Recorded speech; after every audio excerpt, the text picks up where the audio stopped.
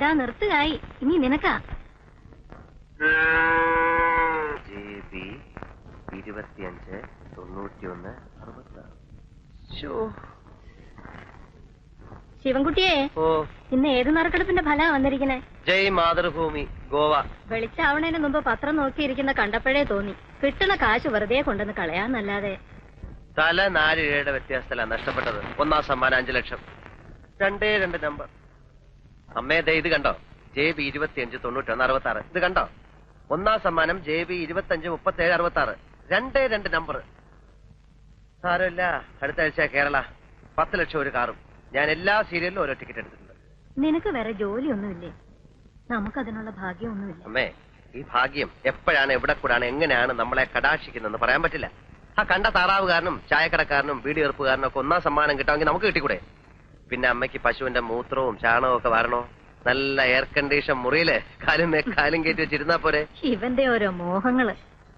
3 നേരം പട്ടിണി കൂടാണ്ട് ഇങ്ങനെ അങ്ങ് കഴിഞ്ഞുകൂടിയാ മതിയായിരുന്നു എന്റെ ഈശ്വര. എനിക്കും ഒരു AC റൂം വേണം.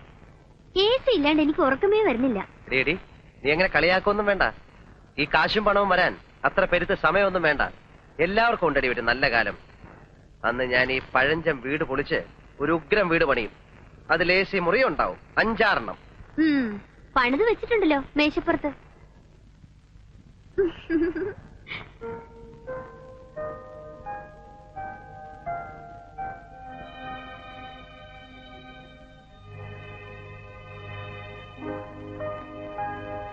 പോളിടെക്നിക്ക് പഠിച്ചോണ്ട് ഇതൊരു ഉപകാരമായി.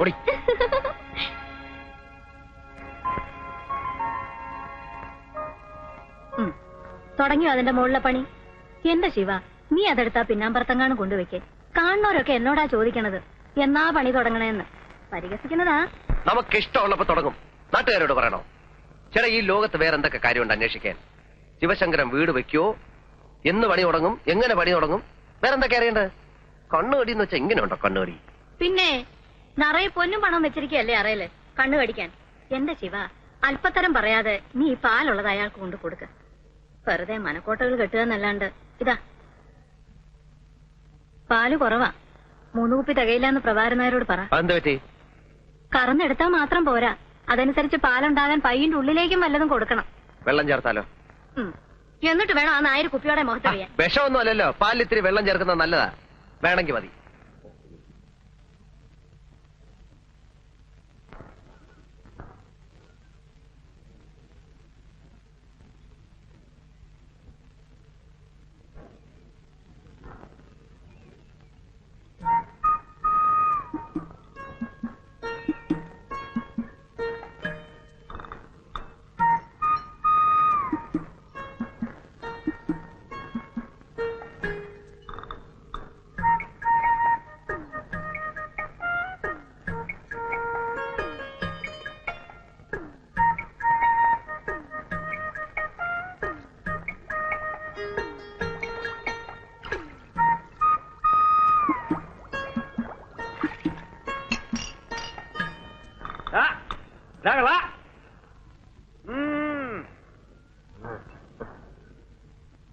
അത് ശരി, പ്രഭാരനായ ചായക്കടയിൽ നീ നാട്ടുകാർ കുടിക്കണതേ ഈ കുളത്തിലെ വെള്ളമാണല്ലേ? നോക്കിക്കൊണ്ട് പോടാ, ചിലപ്പോ വല്ല മീനും കാണുമോ നീ? മീനൊന്നും കേറിയിട്ടില്ല. അല്ലെങ്കിൽ പിന്നെ 2 മീൻ ഇപ്പൊ കേറിയാലെന്താ? ഉച്ചയ്ക്ക് വറുത്ത ചോറിന്റെ കൂടെ കൊടുക്കാം.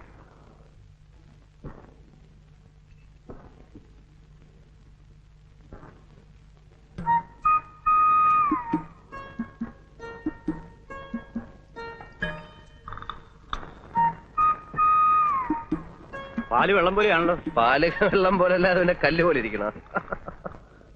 അത് വേണ്ട, പക്ഷെ പാല് പാലായിരിക്കണം. ഇത് മുഴുവൻ വെള്ള കണ്ട. അതോ, അത് ഇന്നലെ കുറെ കൂടുതൽ വെള്ളം കുടിച്ചു. കൂടുതൽ വെള്ളം കുടിച്ചാ പാലിന്റെ കൊഴുപ്പ് കുറയും അല്ലേ? എന്റെ ശിവശങ്കര, പ്രഭാകരൻ നായരുടെ അടുത്ത് വേണോ ഈ വിളവ്? ഏതായാലും ഇന്ന് ഞാനിത് തിരിച്ചരുന്നില്ല. നാളെയും പയ്യെ കൂടുതൽ വെള്ളം കുടിച്ചാ ആ പാല് നമുക്ക് വേണ്ട. അമ്മയോട് പറഞ്ഞേക്ക്. ഓരോ തെറ്റിദ്ധാരണകളെ ചേട്ടാ. ഞങ്ങളൊക്കെ കറക്കുന്ന മൊന്തയില് ഒരു തുള്ളി വെള്ളം കാണത്തില്ല. ഈ പാലില് വെള്ളം ചേർത്ത് വിറ്റിട്ടൊന്നും എനിക്ക് ജീവിക്കേണ്ട കാര്യമില്ല. എനിക്ക് ഒന്നാന്തരം ജോലിയുള്ളതാ. ഗോവിന്ദൻ കൺട്രാക്ടിന്റെ അടുത്തൊന്ന് നീ പോന്നു പറയുന്ന കേട്ടു. പോന്നു. അതുകൊണ്ടെന്താ, ഇപ്പോഴേ ഞാൻ ഒന്നാന്തരം ഒരു മെഡിക്കൽ കമ്പനിയുടെ റെപ്രസെന്റേറ്റീവാ. അറിയോ? വാചം അടിക്കാതെ പോ. ഓ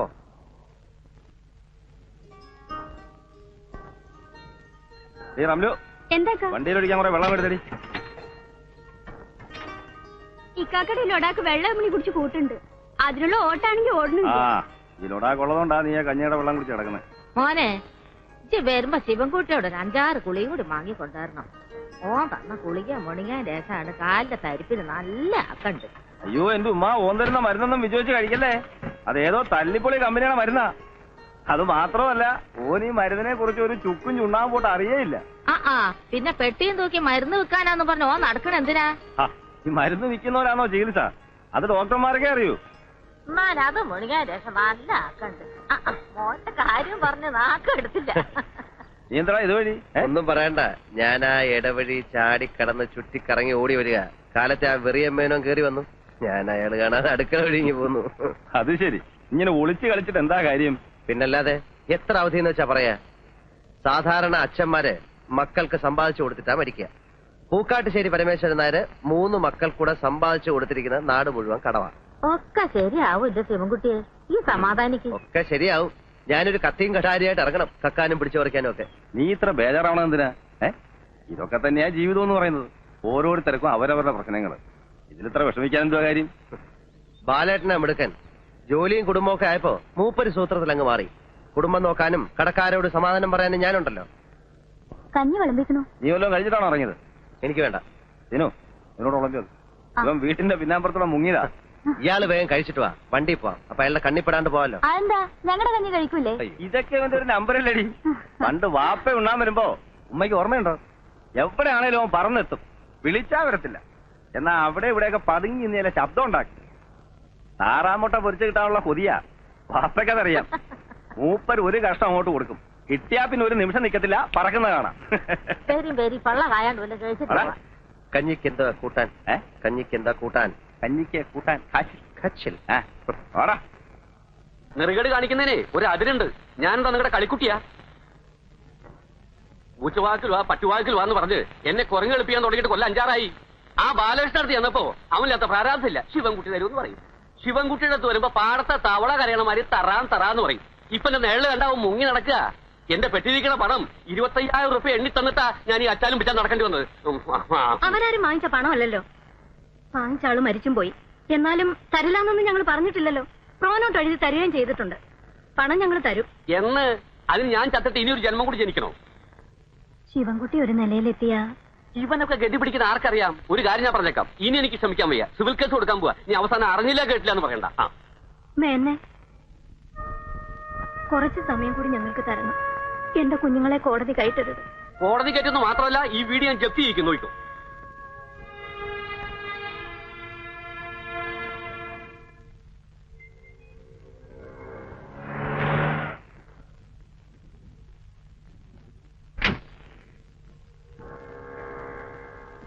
എത്ര രൂപയായി? എത്രയായാലും ഓഫീസിൽ ഒന്ന് വാങ്ങിച്ചോളൂ. ഏത് ഓഫീസ്? നീ എന്തോ ഈ പറയുന്നേ? എന്റെ അമ്മായിയമ്മയുടെ ആഫീസ്. ഇവിടെ പോടാ, ബിസിനസ് നാക്കറിയാത്ത കഴുതാ. താമ്പയ്ക്കോ? സാർ, ഉച്ചയ്ക്ക് ഊണിന് വണ്ടി വേണ്ട, ഞാൻ മാനേജ് ചെയ്തോളാം. Good morning sir. Good morning. ഒരു നല്ല ടാക്സി പോലും കിട്ടാനില്ല. എങ്ങനെയുണ്ട് സെയിൽ? തരക്കേടില്ല. നമ്മുടെ പ്രോഡക്റ്റ് നല്ല മൂവ്മെന്റ് അല്ലേ? ഒറ്റ കുപ്പി പോലും വിറ്റിട്ടില്ല. അങ്ങനെ വരാൻ വഴിയില്ലല്ലോ. ഈ എറണാകുളത്തൊക്കെ പ്രോട്ടോബി ഭയങ്കര സെയിൽ, കിട്ടാനില്ല. ഈ ഗർഭശുശ്രൂഷയ്ക്ക് പറ്റിയ ടോണിക്കാണ്. മിനറൽസ്, പ്രോട്ടീൻസ്, ഹോർമോൺസ്, വൈറ്റമിൻസ് എല്ലാം ഉണ്ടല്ലോ. വെറുതെ പുഴു അടിക്കാതെ ആശാനെ, നെല്ലിക്ക വൈനിൽ ഏതാണ്ട് അരച്ചു കലക്കി ഉണ്ടാക്കുന്ന സാധനമല്ലേ. ഞാൻ അന്നേ പറഞ്ഞതാ ഇതൊന്നും ചെലവാവില്ലെന്ന്. പിന്നെ ചെലവാക്കാം, ഡോക്ടർമാർക്ക് നല്ല കമ്മീഷൻ കൊടുക്കണം. അത് കമ്പനിക്കാർ വിചാരിക്കാൻ നമ്മൾ എന്ത് ചെയ്യാൻ? അത് പറഞ്ഞ് സമ്മതിപ്പിക്കണം. പ്രോവി തേക്കാര് 500 ബോട്ടിലിന് വീതം കമ്മീഷനായിട്ട് ഓരോ വാഷിംഗ് മെഷീനാണ് കൊടുക്കുന്നത്. തന്നെ? അല്ലാതെ ഇത്രയും ചെറിയ കമ്പനികൾക്കൊന്നും നിലനിൽപ്പില്ല. നിങ്ങൾ ഇവിടെ വെച്ച ബോട്ടിലുകളെല്ലാം തിരിച്ചു കൊണ്ടുപോകണം. എല്ലാം എക്സ്പയറി ഡേറ്റ് ആവാറ്. എക്സ്പയറി ഡേറ്റ് കഴിഞ്ഞ സാധനമൊന്നും ഇവിടെ വിൽക്കാറില്ലേ? ഇവിടെ എക്സ്പയറി ഡേറ്റ് കഴിഞ്ഞൊന്നും വിൽക്കാറില്ല. ചില സ്ഥലത്ത് വിൽക്കാറുണ്ട്. ഇവിടെ ഇരിക്കട്ടെ, ഞാൻ ഒന്ന് കറങ്ങിട്ട് വരാം. Okay okay. ബ്ലഡും യൂറിനും മോഷനും ഒന്ന് പരിശോധിച്ചിട്ട് വരൂ. ഒരു എക്സ്ട്രാ എടുത്തോ, എന്നിട്ട് മരുന്നിന് എഴുതാം. ഡോക്ടർ, എനിക്ക് രാവിലെയുള്ള തലവേദന മാത്രമേ ഉള്ളൂ. അതിന് ഇത്രയും പരിശോധനകൾ വേണോ? എങ്കിൽ പിന്നെ നിങ്ങൾ എന്റെ അടുത്ത് വരണോ? സ്വന്തമായിട്ട് അങ്ങ് ചികിത്സിച്ചാ പോരെ. ഇത് വെറും ഒരു തലവേദന ആയിക്കൊള്ളണമെന്നില്ല. എന്താ, പരിശോധിക്കാൻ ബുദ്ധിമുട്ടുണ്ടോ? ഇല്ല ഡോക്ടർ. പിന്നെ ഇത് KJ ലാബറട്ടറിയിൽ പരിശോധിപ്പിച്ചാൽ മതി. അവിടെ നല്ല റിസൾട്ട്. ബാക്കിയെല്ലാം പോക്കാം. ശരി.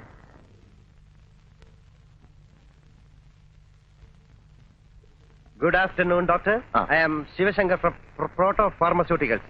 ഇരിക്കും സാർ. ഞാൻ മുമ്പൊരിക്കൽ ഡോക്ടറെ വന്ന് കണ്ടിരുന്നു. ഓ, ഞാൻ ഓർക്കുന്നില്ല. ഞങ്ങളുടെ പ്രോട്ടോ ബീറ്റ് ടോണിക് വളരെ എഫക്റ്റീവാണ്. പക്ഷേ ഡോക്ടർ ഒന്നുപോലെ ഇതുവരെ എഴുതിയില്ല. ഇത്തരം ചെറിയ കമ്പനികൾ ഞാൻ എഴുതാറില്ല. ഞങ്ങളുടെ കണ്ടന്റ് എന്താണെന്ന് നോക്കണം ഡോക്ടർ. അതിന്റെ ആവശ്യമില്ല. ടോണിക്കുകളുടെ ബഹളമാണ് ഇവിടെ. പിന്നെ ഈ ടേബിൾ ഫാൻ കണ്ടോ? കണ്ടു. അത് പ്രോവിറ്റേക്കാരുടെ കോംപ്ലിമെന്റ്സ് ആണ്. പിന്നെ ഈ ടേബിൾ കണ്ടോ? കണ്ടു. വിറ്റ ബീറ്റോളുകാരുടെയാണ്. ദാ ബ്യൂറോ. മനസ്സിലായി, എനിക്ക് മനസ്സിലായി. ഞങ്ങളുടെ കമ്പനിയും കോംപ്ലിമെന്റ്സ് കൊടുക്കുന്നുണ്ട്. പക്ഷെ എല്ലാവർക്കും ഇല്ല. ഡോക്ടറെ പോലെ നിറയെ പ്രാക്ടീസ് ഉള്ള ആൾക്കാർക്ക് മാത്രം. എന്തൊക്കെയാണ് നിങ്ങളുടെ complement? 1000 bottle Proto B prescribe ചെയ്താൽ ഒരു ഫ്രിഡ്ജ്, 5000 ഒരു കളർ ടിവിയും ഒരു VCR-ഉം, 10,000 ഒരു ചെറിയ Maruti car. Oh really, that's interesting. എന്താ നിങ്ങളുടെ ടോണിക്കിന്റെ പേര്? Proto B Healtonic haemoglobin syrup with vitamin B12 and sorbitol. ഗർഭ ശുശ്രൂഷയ്ക്ക് പ്രോട്ടോ ബി.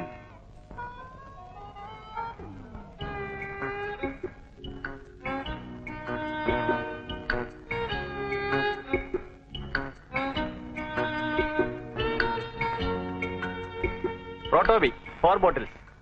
അതേത് ഡോക്ടറെ? ഡോക്ടർ സുരേന്ദ്രന്റെ. ഇത് തീർന്നിരിക്കുക. ഒരു ബോട്ടിൽ പോലും ഇല്ലേ?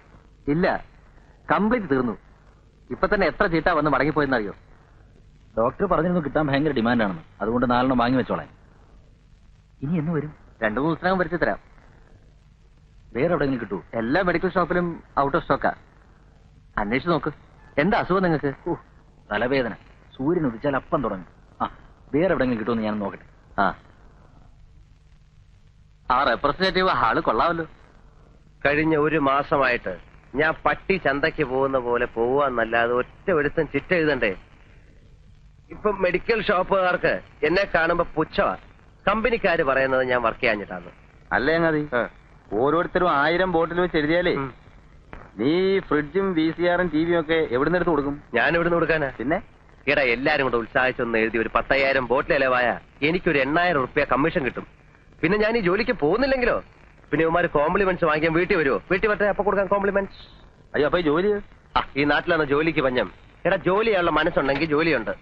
പിന്നെ എല്ലാവർക്കും കസേരമേലിരുന്ന് ഫയൽ നോക്കണം എന്ന് പറഞ്ഞാൽ നടക്കത്തില്ല. എടാ ലോട്ടറി ടിക്കറ്റ് വിറ്റാ ജീവിക്കാനുള്ള കാശ് കിട്ടത്തില്ലയോ? ഞാനും ഈ വണ്ടിയൊക്കെ വിറ്റിട്ട് ഇതുപോലെ വല്ല പണിയും കിട്ടുമെന്ന് നോക്കാൻ പോവാ. വണ്ടിക്കാണെങ്കിൽ ഓട്ടമില്ല. ഓടി കിട്ടുന്ന കാശ് വല്ല വർഷാപ്പിലും കൊടുക്കണം. നീ ഒന്ന് അടിച്ചു നോക്കിയാ ചാട്ടാവുന്നു. കേരള ദൈവമേ, വഴി കിടത്തല്ലേ. നീ ഇവിടെ കയറുന്നുണ്ടോ? കേറിയില്ലെങ്കിൽ? കേറിയില്ല, ഇവിടെ വഴി കിടക്കാം. കേറിയാൽ? കേറി അവിടെ വീട്ടിൽ കിടക്കാം.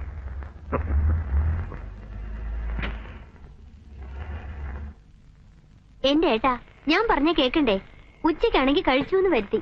അയാൾ വന്ന് വഴക്കുണ്ടാക്കണ ഇത് ആദ്യമൊന്നല്ലല്ലോ. എന്റെ കുട്ടി, ഇനി കോടതി കൂടെ കയറാനേ ബാക്കിയുള്ളൂ. അതും അയാൾ കേട്ടു. എന്റെ അമ്മയെ കോടതി എന്ന് പറയുന്ന തല വീഴുന്ന സ്ഥലമൊന്നുമല്ല. അയാൾ കൊണ്ട് കേസ് കൊടുക്കട്ടെ. പിന്നെ അയാളോട് സമാധാനം പറയണ്ടല്ലോ. അമ്മ ആഹാരം കഴിക്കും. എനിക്ക് വിശപ്പില്ല. ആദ്യം കേറിട്ടാ. പിന്നെ മണ്ണാൻ കേട്ടാ. ഇനി അമ്മ കഴിച്ചിട്ടേ ഞാൻ കഴിക്കുന്നുള്ളൂ. എന്റെ അമ്മ അയാൾ കേസ് കൊടുക്കത്തില്ല. ഞാൻ അയാളെ ചെന്ന് കണ്ട് സമാധാനമായിട്ട് സംസാരിച്ച് തീർത്തോളാം. വഴക്കൊന്നും ഉണ്ടാക്കരുത്. ഇല്ല, നയത്തില് അയാളെ പറഞ്ഞ് മനസ്സിലാക്കി സോപ്പിട്ടങ്ങ് കുളിപ്പിച്ച് കിടത്താം. പോരെ? അമ്മ കഴിക്കേ. ചില സമയത്ത് അമ്മയുടെ സ്വഭാവം കൊച്ചു പിള്ളേരെക്കാട്ടിലും കഷ്ടമാണ്.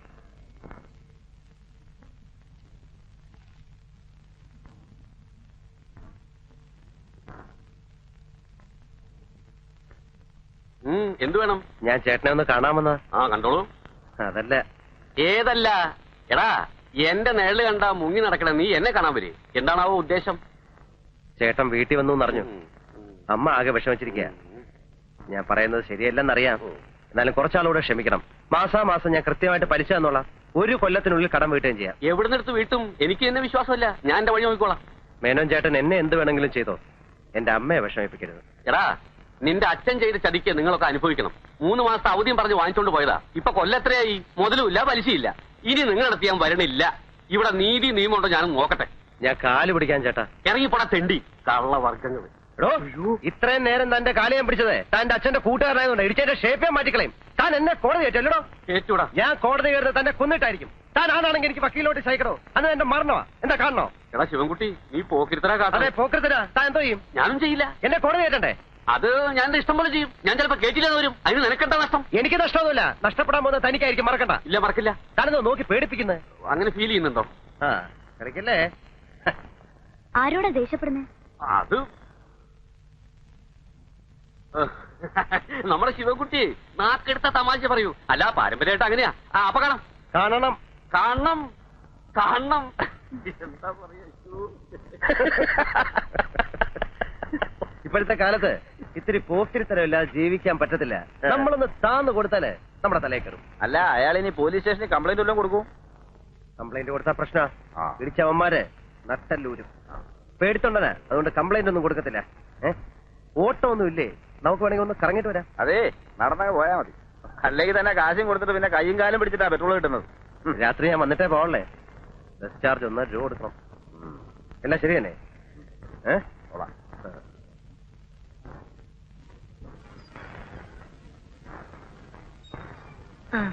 ശിവൻകുട്ടി വന്നു.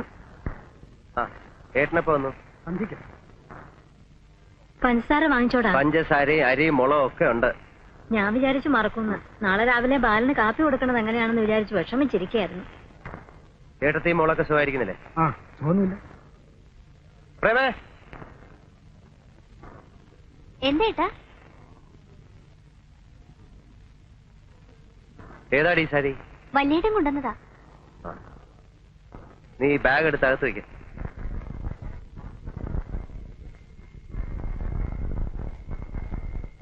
പെണ്ണ് സാരി ഉടുത്ത് കാണുമ്പോ പേടിയാവുക. അതെന്താ? ഏട്ടാ ശ്രദ്ധിച്ചില്ലേ? അവള് വലിയ പെണ്ണായി. ഒരുത്തനെ കിട്ടണമെങ്കിൽ കാശ് എത്ര കൊടുക്കണമെന്നാ? അതിനെന്താ, ഇപ്പൊ നല്ല വരവല്ലേ? വരവോ? ഏട്ടനോട് ആര് പറഞ്ഞു? ഈ വേഷവും പത്രാസും കണ്ടിട്ടാണോ? ഈ വേഷം മാത്രമേ ഉള്ളൂ. കഞ്ഞി കുടിക്കാനുള്ള വക ഞാൻ ഉണ്ടാക്കും, അത്രേ ഉള്ളൂ. എടാ, മൂത്തോര് പറഞ്ഞാൽ കുറച്ചൊക്കെ അനുസരിക്കണം. നല്ലൊരു സ്ഥലത്ത് കൊണ്ട് ഞാൻ നിർത്തിയതല്ലേ. ആരെ കൊണ്ടൊക്കെ പറയിപ്പിച്ചിട്ടാ ഗോവിന്ദൻ കോൺട്രാക്ടർ സമ്മതിച്ചെന്നറിയോ? മാസം 1800 രൂപ ശമ്പളം. ഒന്ന് കണ്ണടച്ചാ കാശ് വേറെ. അതിട്ടിട്ട് പോകും. സിവിൽ എഞ്ചിനീയറിംഗ് ഡിപ്ലോമ ഹോൾഡർ മരുന്ന് സഞ്ചിയും തൂക്കി പിടിച്ച് നടക്കുക. അതാകുമ്പോ ഇങ്ങനെ വേഷം കെട്ടി നടക്കാൻ പറ്റില്ലല്ലോ അല്ലേ? അതെ, അതൊരു ആശയാണ് ഏട്ടാ, നല്ല വേഷം ധരിച്ചടക്കാൻ. പഠിക്കുന്ന കാലത്ത് 2 മുണ്ടും 2 ഷർട്ടും ഇട്ടാ ഞാൻ 1 കൊല്ലം കഴിച്ചിട്ടുള്ളത്. നടന്നോ? ആര് പറഞ്ഞു വേണ്ടെന്ന്? പക്ഷെ അമ്മയും പെങ്ങളെയും പട്ടിണിക്കിടരുത്, എനിക്കതേ പറയാനുള്ളൂ. അമ്മയും പെങ്ങളും എന്റെ മാത്രമല്ലല്ലോ. ആവുന്ന കാലത്ത് ഞാൻ സുന്ദരമായിട്ട് നോക്കിയിട്ടുള്ളതാ. ഇപ്പൊ എനിക്ക് കുടുംബമായി. ഒരു സർക്കാർ ഉദ്യോഗസ്ഥൻ എന്ത് കിട്ടുമെന്ന് അറിയാമല്ലോ. കുടുംബം നോക്കിയ കഥയൊന്നും ഏട്ടൻ പറയണ്ട. മാസം 300 രൂപ വരും. പിന്നെ ഇവിടെ ഉണ്ടാവണ തേങ്ങയും പാലും വിറ്റാ ഞങ്ങൾ കഴിഞ്ഞത്. ഏട്ടനെ ഞാൻ കുറ്റം പറഞ്ഞതൊന്നുമല്ല. എന്താടാ ഏട്ടനോട് പറയണേ? അവൻ അവന്റെ കുടുംബം നോക്കണ്ടേ? എല്ലാ കാലവും അമ്മയും പെങ്ങളും അനിയനെന്നും പറഞ്ഞിരുന്നാ മതിയോ? അവൻ പറഞ്ഞോട്ടമ്മേ, ഞാൻ കിടന്ന് വെള്ളം കുടിക്കുന്ന ആർക്കും മനസ്സിലാവില്ല.